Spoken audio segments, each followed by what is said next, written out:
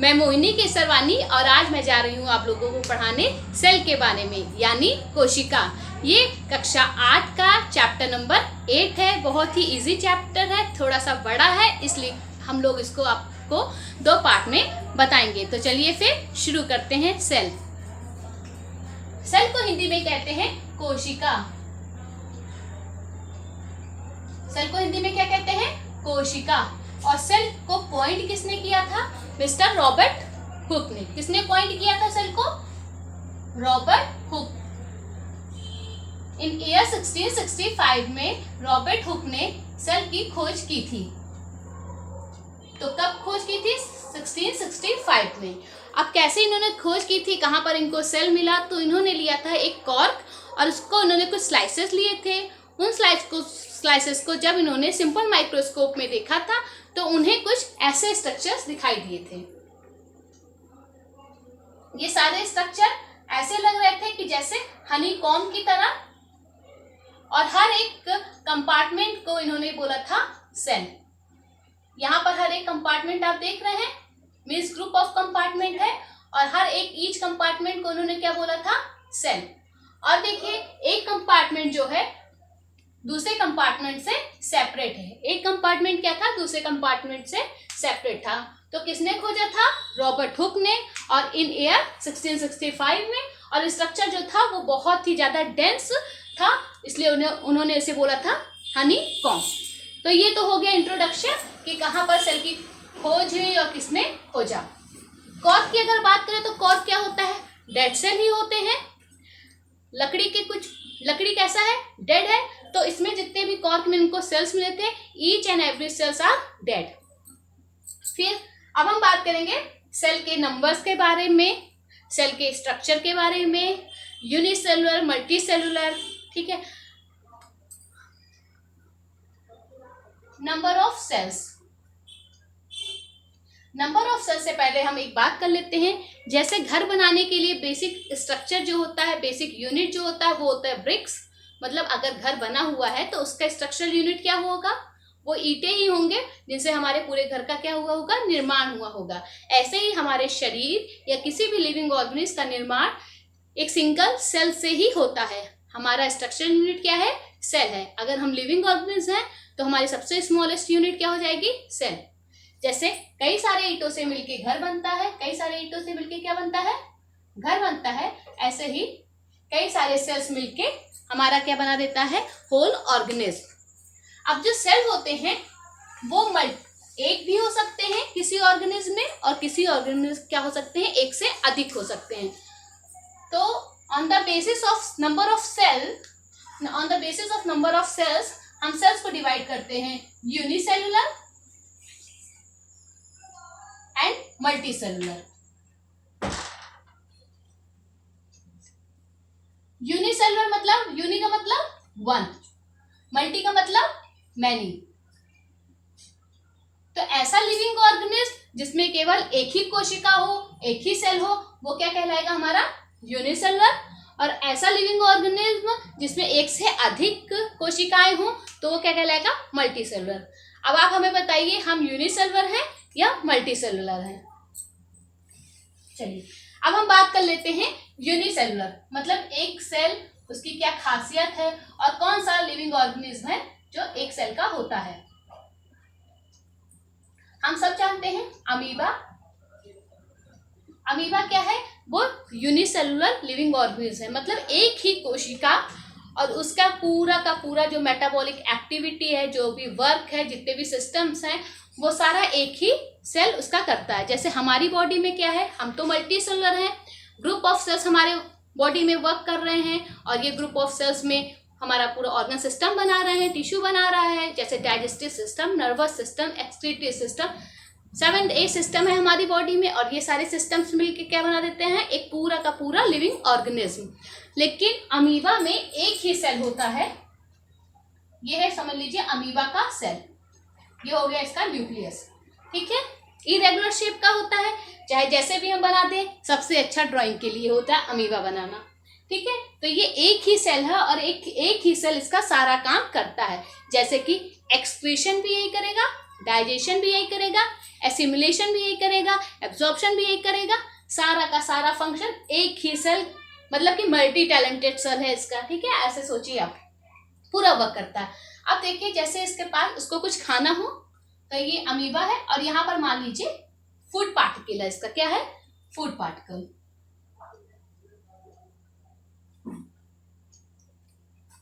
Amoeba जो होता है वो सॉलिड फॉर्म में पूरा का पूरा फूड पार्टिकल क्या कर लेता है, एक ही बार में एंगल्फ कर लेता है। अब ये अपना स्ट्रक्चर चेंज करेगा, ठीक है। हम यहाँ वाला थोड़ा सा स्ट्रक्चर इसका और कॉन्ट्रैक्ट कर देते हैं, और ये है इसका फूड पार्टिकल्स। आप देख रहे हैं कि जो ये वाला पार्ट था इसका, ये थोड़ा सा क्या हुआ, प्रोजेक्शन हो गया है, ठीक है, ये थोड़ा सा बाहर की ओर निकल आया है। फिर आगे ये क्या करेगा, अपने स्ट्रक्चर को और थोड़ा सा टर्न करेगा ऐसे, ठीक है। अपना शेप वो हमेशा चेंज कर सकता है, इरेगुलर शेप का होता है, तो फूड पार्टिकल्स को ऐसे करके ये धीरे धीरे अपने पूरी बॉडी के अंदर सीधे क्या कर लेता है, एनगल्फ कर लेता है। तो ये जो अपने लेग्स बना रहा है, एक हिसाब से जो अपने फूड्स बना रहा है, ये इसे हम कहते हैं सूडोपोडिया। सूडो मतलब क्या होता है, फॉल्स, नकली, ठीक है, भ्रमित करने वाला है। और पोडिया का मतलब क्या है, लेग। तो मतलब कि यह क्या बनाता है, सूडोपोडिया, सूडोपोडिया बनाता है, और जो फूड पार्टिकल्स है उसको अपने अंदर इनटेक कर लेता है। चलिए, ये तो बात हो गई यूनिसेलुलर की। और बताइए यूनिसेलुलर में कौन कौन है, पैरामीशियम है, पैरामीशियम भी एक यूनिसेलुलर ऑर्गेनिज्म है। जैसा स्ट्रक्चर होता है, 2 न्यूक्लियस होते हैं इसके अंदर ना, एक मैक्रो न्यूक्लियस, एक माइक्रो न्यूक्लियस, ठीक है। तो पैरामीशियम भी हमारा क्या होता है, यूनिसेलुलर ऑर्गेनिज्म होता है। अब आप हमें बताइए कि हमारी बॉडी में वो कौन सा सेल है जो कि यूनिसेलुलर है। ये आप मुझे कमेंट सेक्शन में लिख के बताइएगा कि हमारी बॉडी में वो कौन सा सेल है जो कि एक कोशिका का है सिर्फ। ये तो हो गई नंबर ऑफ सेल्स की बात। अब हम बात करते हैं सेल के स्ट्रक्चर की। डिफरेंट लिविंग ऑर्गेनिज्म का जो सेल का स्ट्रक्चर होता है वो डिफरेंट होता है। जैसे कि अगर हम अपने नर्व सेल्स की बात करें जो हमारी बॉडी में है, नर्व सेल्स कहाँ है, हमारे नर्वस सिस्टम में। हमारे नर्वस सिस्टम में क्या है, नर्व सेल्स है। तो उसका स्ट्रक्चर कुछ ऐसा है।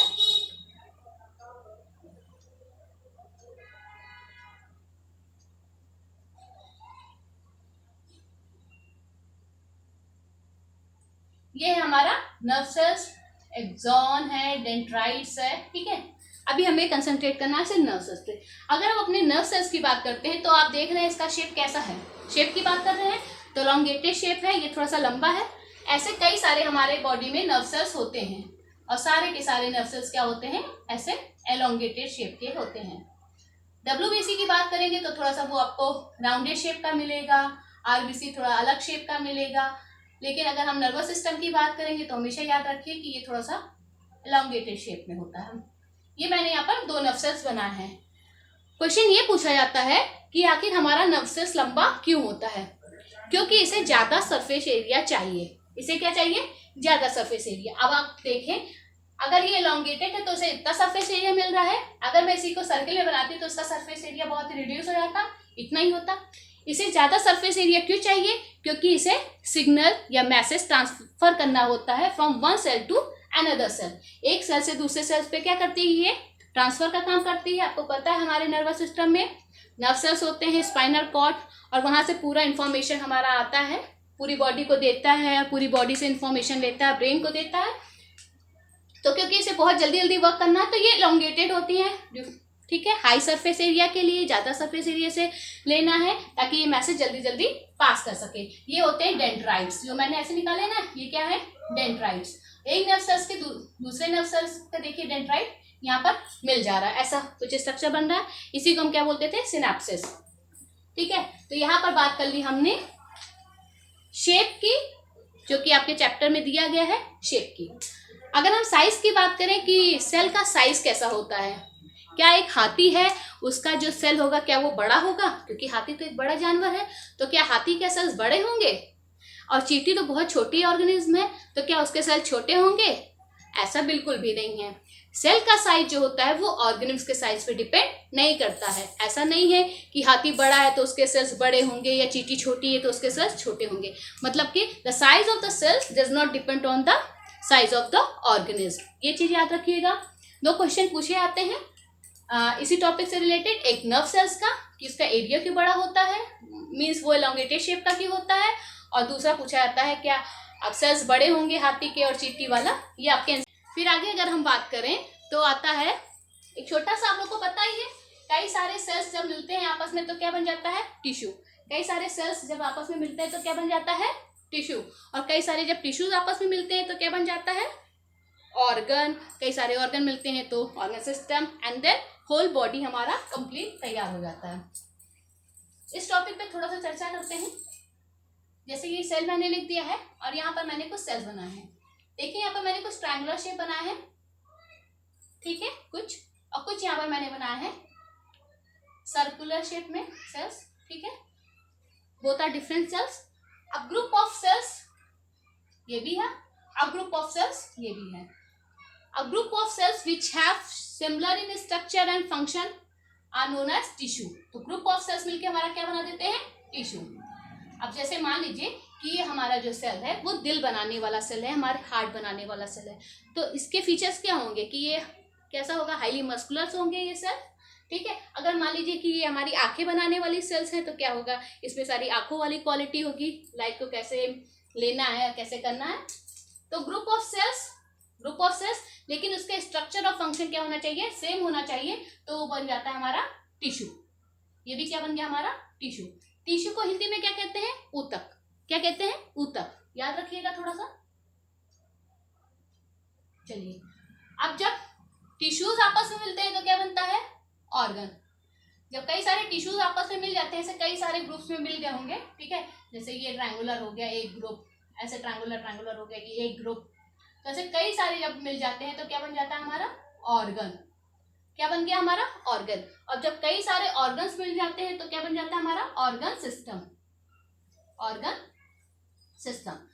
सिस्टम में जैसे देखिए एग्जाम्पल के तौर पे, जैसे डाइजेस्टिव सिस्टम, तो डाइजेस्टिव सिस्टम में क्या होता है हमारा, mouth, buccal cavity, then oesophagus, stomach, small intestine, large intestine, और फिर हमारा एनस होता है।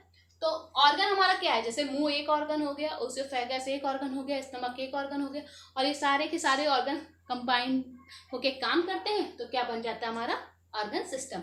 और जब कई सारे ऑर्गन सिस्टम, जैसे रेस्पिरेटरी सिस्टम एक हो गया, digestive system, nervous system, circulatory system, ऐसे कई सारे सिस्टम हमारी बॉडी पे पूरे एक साथ कवर करते हैं, तो पूरा का पूरा बन जाता है हमारा होल बॉडी तैयार हो जाता है, ठीक है। तो ये हम पढ़ते हैं पूरा चार्ट सेल से लेके बॉडी तक का कि कैसे बनते हैं। तो इस वीडियो में मैं आपको इस चैप्टर को यहीं तक पढ़ाऊंगी और नेक्स्ट वीडियो में मैं आगे आपको बताऊंगी। Thank you.